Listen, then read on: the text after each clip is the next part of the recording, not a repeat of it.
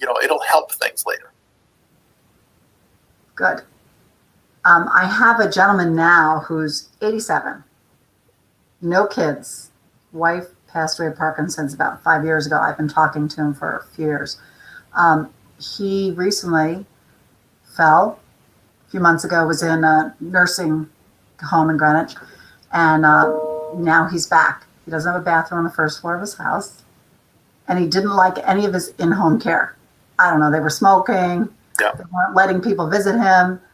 He got rid of them. I spoke to him today, and he's like, oh, I don't, he could barely walk, as it were, before, and now he's coming down like a steep set of stairs every day to make himself food. And I'm like, so worried about him because he has nobody there. Right. And he doesn't want anybody there because he didn't like the in-home caretakers he was sent. And Right. I'm like, well, we should really work on another in-home caretaker, or think about moving to one-level house or something. It's so difficult. I'm not his kid. I'm just, somebody knows him for the last few years that is very concerned, but I'm not getting through to him. Yeah, I think you have to lay out options, and sometimes people have to see that they're boxed in by something and their hand is forced, but you still try to have the conversation and bring things up. When people don't want to have in-home care, but they want to stay in the house, we'll recommend adult day programs to see if they'll do something like that, or at least introduce Meals on Wheels to get the concept of somebody coming into the house. Everybody's at a different point, and you can't just wish them or will them into being on the part of the timeline you want them to be on.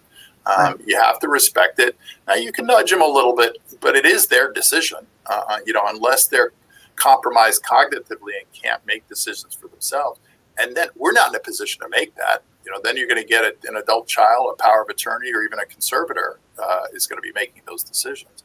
But to advise them and get people talking. I think if people don't feel like you're trying to pressure them in to something, or that you have an agenda, and a lot of times folks will open up to us more than they will their kids because, oh, she's just after my money. Oh, he wants me out of this house. And the baggage comes out. And the baggage, we appreciate and respect the baggage, but we don't have to deal with it. We have to inform the person where they are and give them what they need. It's not an easy one. No. Well, some are easier than others, but there are some that people have the right to make what you might consider a bad choice. You give them the information you can. You try to reach them, get them into a comfort zone. We say a lot of times that this is like climbing a mountain, and if you look at the top of the mountain the entire time, you'll never think you make it. And the other analogy I used this afternoon with a woman I was speaking to who is all distraught, and I said, Judy, there's an old joke about eating an elephant. You know how you eat an elephant, and you eat it one bite at a time. Mm-hmm. So she was all worried about all the logistics of everything that had to be done. I said, well, that all doesn't have to be done today. What has to be done today is this, and that's all we're going to do. And she can manage that. She's going to knock that off, and then tomorrow we'll move on to the next thing. So, Paul, at Oasis, do you also look at their financials and determine what they can do, what they can't do? Do you work with only people that can private pay? Do you work with Title 19, or how does it all work? Well, we work with everybody, because when somebody calls, generally the call is, I'm worried about my mom, or my doctor told me to call you, or the social worker at the skilled nursing told me to call you. And they don't know what they need, and they don't know what they can afford, and they don't know what the potential plan is, because there are really two facets to it. There's solving the moment that you're in. So if you're being discharged from a hospital or skilled nursing, that's making sure that we have a safe landing spot. But beyond that, we have to look for the next 3 months, 6 months, 3 years, 6 years, whatever's appropriate. And that's when you get into those questions about the finances. And sometimes the finances might be good. The hardest conversations are when the finances are good for 2 years, but they're not good for 3. And somebody imagines being around for 3 or 4 years. And so you have to have that conversation of Title 19, or what the options are, or how do we extend the money and what that means. So aren't there a lot of places that will keep you once your money runs out, and then what happens? You go on to something else? Well, it depends what you're talking about. In the state of Connecticut now, we're sort of when we run out of money and we need care, we're talking about Medicaid or Title 19. In the state of Connecticut, most of the time, 95% of the time, that means a skilled nursing facility, a nursing home for long-term care, because they're the only ones who will accept Medicaid, the Medicaid reimbursement as a payer source. A lot of the assisted livings are private pay the entire way. There's a classification of residential care home where they will accept the conversion to Medicaid, but they're really fewer and far between, and many of them don't have high levels of care. So that one's really a threading a needle to get that one to work. So if you're somewhere and 2 or 3 years down the road, you run out of your money, you don't need nursing home care.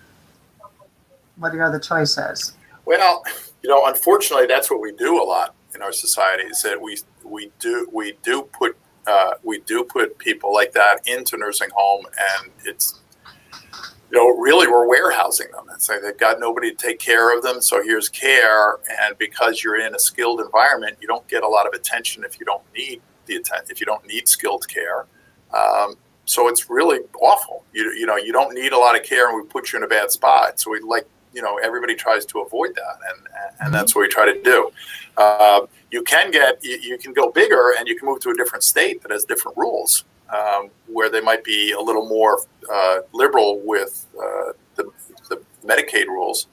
New York is a little bit more liberal than Connecticut is, and there's some states where the amount of assisted living environments in which you can convert to Medicaid is far greater than Connecticut. Wow. Does that happen often, that people run out of their money? Living to be like 100? Well, I mean, we see it from time to time. I think plenty of people do. We're in Fairfield and Westchester County. There are a lot of very affluent people here. If you get into lower income, that's really what happens very, very quickly. And we don't experience a lot of it, but sure. I mean, a lot of the beds in skilled nursing long-term care are paid for by Medicaid.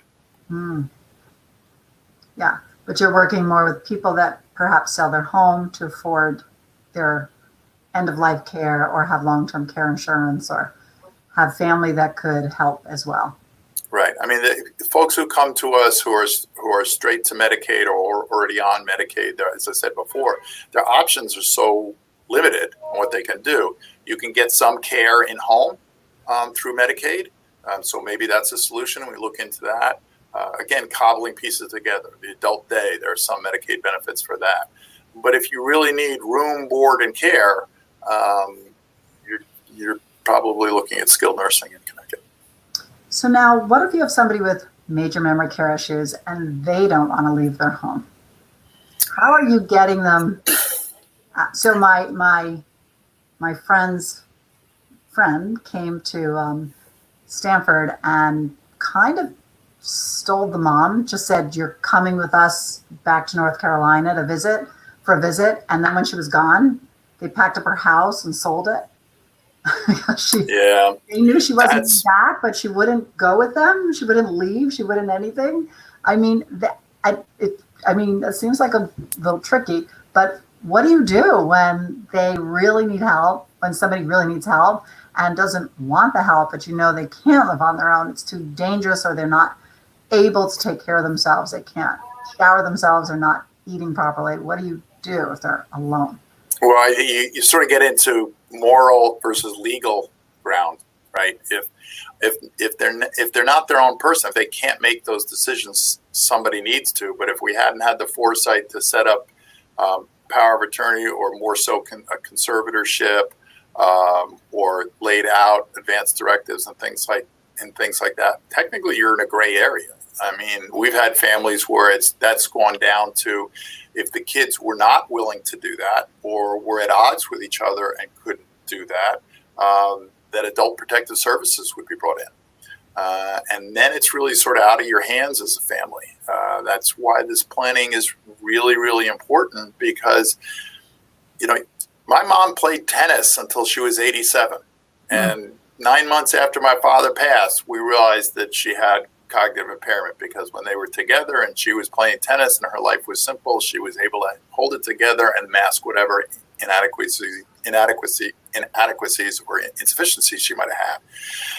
And then there was no way she could care for herself. And it was really obvious and it was really painful because she knew something was going on, but she didn't want to be, she wanted to be in control. And it's hard. Did you have to convince her to go somewhere? Hardest conversation I ever had, yeah.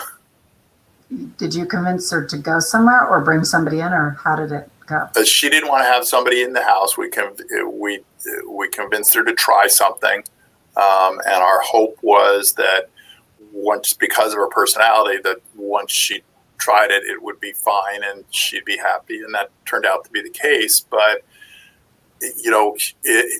with her cognitive impairment, it was too big a decision to make. She had too much vested in being in this house and a certain lifestyle that she didn't even realize that she was not living that lifestyle that she thought she was. So, Paul, when you say try out, do you mean like she went to a home, because there are homes that you can go to, right, for like 2 weeks for respite visit? Is that what she did? She tried it out for a few weeks to see if she liked the actual place that she was going to?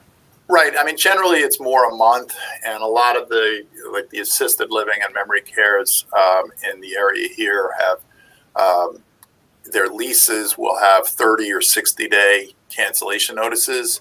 So technically you're really on short term all the time. You can have a formal respite stay, which is a separate rate and is dealt with a little bit differently. And that helps a lot of people, that they know, okay, if I can give 30 days notice, that's fine, because I'm afraid I'm going to make a bad decision or that this isn't the right one. And having that escape hatch or that out makes a very big decision easier to digest. And then the hope is that once in, they sort of acquiesce, they warm to it, they see the potential, and they begin to thrive. Is that what happened to your mom? Yeah. And within 8 months, she was resident of the month. That's great. So she got used to a new place after kicking and screaming a bit. That's right. Well, and she had a lot of baggage on it. She and my aunt took the brunt of my grandmother being put in a nursing home in the mid-90s. So it was a very different experience. My grandmother did not appreciate it, and she was very near the end of her life. And she, her daughters bore the scars of that for a long, long time. And it influenced how they wanted to be cared for, and they just didn't even want to talk about it. So it's exactly the stuff you're talking about. You just chip away and have the conversation as much as they will let you, and be respectful. Well, I love the idea of the respite or getting to try out a place before you really commit. Because it's a great solution. Who wants to be in a house for 60 years and then just be uprooted and not know where you're going and feel like that's it and you don't have a choice?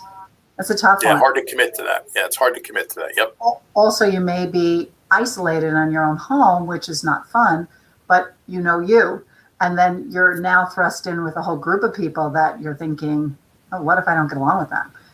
So it's you could be nervous, about that kind of decision because you're home by yourself so often and now you're not. And so it's a tough one. And especially as people get older and they get more isolated, they get used to being a little alone, Yep. We joke that when we take families on tours, the adult children are looking at the chandelier and the sweeping staircase, and the senior are looking at the people sitting around, and they're looking at the exact same place and seeing very different things and using very different metrics to judge the community. Well, they're deciding if they're going to get along in that community. And the That's kids right. It's like going to it's looking at colleges, right? You can get all the information you want. Student to faculty ratio. You know what majors they have. You know what their reputation is. You know that it's an urban or city environment. All of those factors come in. But the truth of the matter is, most of the kids don't make the decision until you pull onto that campus for the tour and walk onto the quad, and they see themselves and they see their friends, and then they're all in.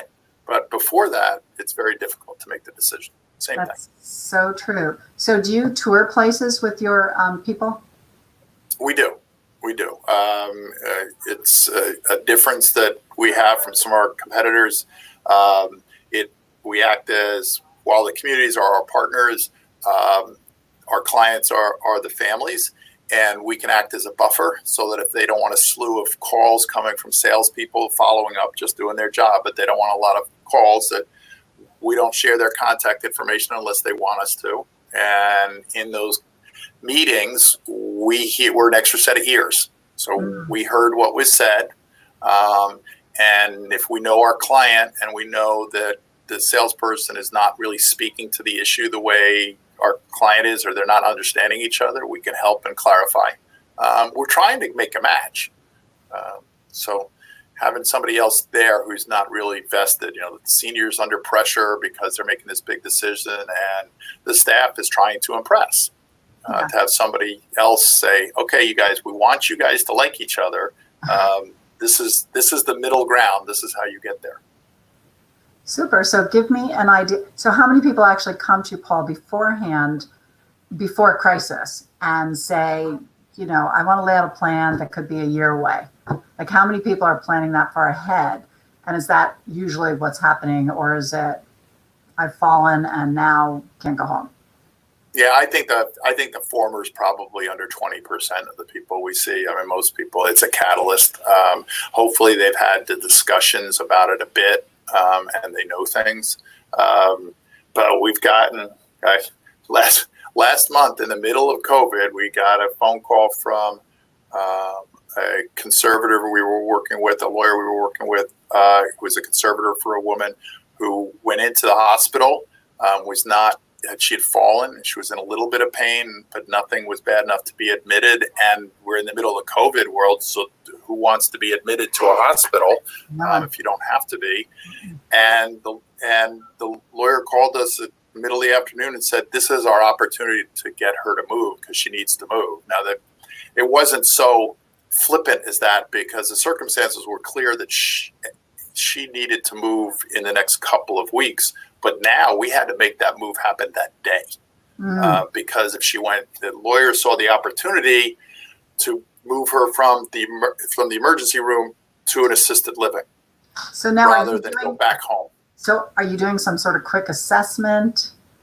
Well, we'd already been working with her, so we knew we knew what she needed. We'd had some communities in front of her. She was just proving problematic for the conservator that she didn't want to go. Her house was sold, but she was reluctant to move. And the lawyer was really feeling that it was going to be that scene you talked about before with your friend of a friend, scooping up somebody from their house. That's not so easy to do. Somebody doesn't want to go. They don't get in the car. Just to steal the senior, not a good idea. Yeah, that's not in our playbook. Let's see. We have a few questions here. Somebody's saying, not many people know this, but once you turn 100, anything you can carry is free. Is once you turn 100, say that again. Everything free once you're 100 years old? I don't think so. Yeah, I'm not quite sure of that.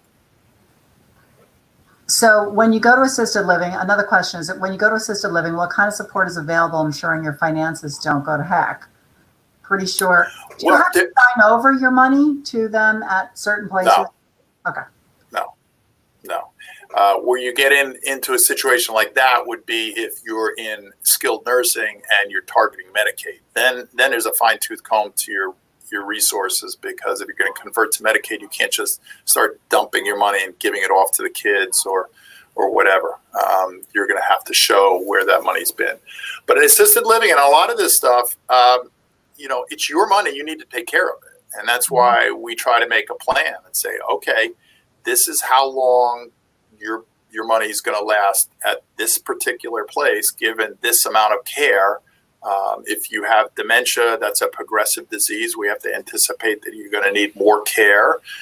So this is sort of how it looks like. These are the best practices, and these are your alternatives. These are your choices to navigate. This is a little bit of a weird question, but do you think that if somebody has memory care issues, they typically live longer? Like, do you have an idea of, well, if you have memory care issues, you could be living longer than somebody, with an illness, or, just a regular person without memory care? It seems to me that people with memory care issues tend to live to be pretty old. I'm not a clinician, so I don't know the answer to that. Just my gut would say I would disagree with that. Dementia and Alzheimer's is a disease of the brain. The brain is an organ. If you have a disease of an organ, you're sick. And that's what people don't really understand. If the brain starts betraying you, its memory is one thing, but then how the body functions is another, because it drives the boat. My mother, technically, she had a heart attack. She had a heart attack getting into bed one night, and on her death certificate, it was heart attack caused by Alzheimer's. And that's what you're starting to see doctors. That's why you'll see the Alzheimer's numbers and the dementia numbers may actually increase, because just because you've had a heart attack, as I said, she played tennis till she was 87. She was really, really fit, but the stress of her mind betraying her, you could see it with her. She was anxious, and I'm sure it just beat up her heart much more than a couple sets of tennis did, and it just wore on her, and eventually it gave out. But she didn't have a heart attack because she had heart disease. She had a heart attack because her brain wasn't working right.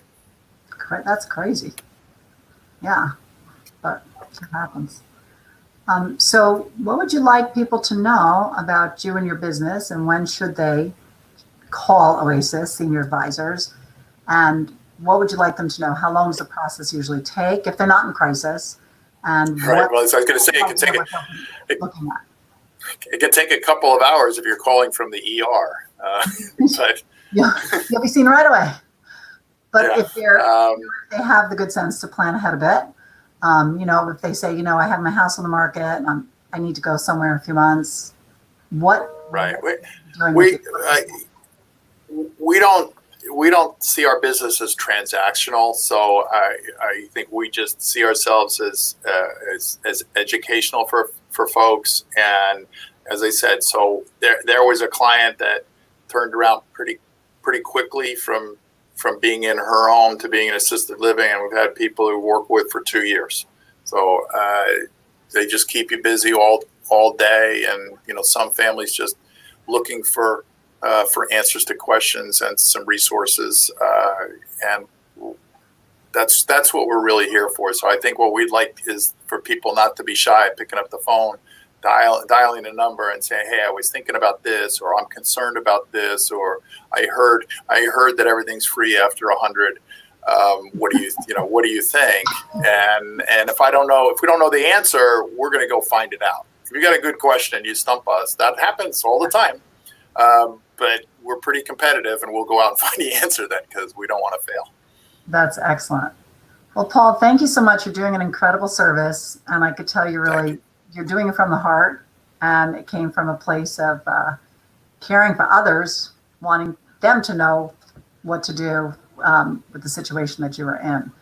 Not once, not twice, 4 times in a short stay. So I totally understand that, and I think you really got into a business that you understand and enjoy, and it sounds like you love people. So I love that. I applaud you, and I love that you're working with your wife. I think that's super. And so they get 2 for the price of 1 when they work with the Doyle. And Oasis Senior Advisors, 475-619-4123. Thanks so much. That was very informative, and I hope you come back on the show. Thank you, Deidre. It's a pleasure. I look forward to work with you again. Thank you so much. Bye, Paul. Bye-bye. I appreciate it. Thank you so much, everybody, for joining us for Let's Talk Seniors. And thank you, Oasis Senior Advisors, Paul Doyle and his lovely wife, Susan. Really appreciate having you on the show, and thanks for all the great information. There's just so much to know about seniors. It's so overwhelming, but they could certainly help you with it. So hope to see you tomorrow, Monday through Thursday, 5 p.m. right here, right now. Thank you so much. Bye. Hi, Deirdre here again. Thank you for joining me on Let's Talk Seniors Memory Care Issues. Is this an issue hitting home? Do you have a parent or loved one with memory care issues who you feel is not safe at home anymore? Are isolation, falls, and safety issues becoming a big concern? Welcome to Dogwood Senior Home, premier boutique residential senior living specializing in memory care. It's country living at its best in the Huntington section of Shelton, Connecticut. We're truly a home with only 6 senior residents living as one family unit. Senior residential homes are concepts sweeping the nation with 47,000 across the U.S. We're pleased to open Dogwood Senior Home as it will be only number 6 for Connecticut. Brand new, sparkling clean, opening mid-June. And safe. We are COVID-free. Residential care homes boast a very low COVID infection rate across the nation. This is due to the intimacy of size and speed in which the caretakers can shift to accommodate immediate needs. They are much safer than the large homes and facilities, as you can imagine. It has been documented that residents have less falls and a better quality of life in a residential home environment. Our home is more affordable than the big box facility. You pay one all-inclusive price, and that price is guaranteed for the life of the resident. With an incredible 1-to-3 caregiver ratio, which you won't find anywhere else.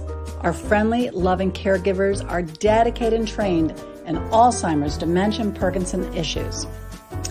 We're only taking 6 residents, so the home will fill up fast.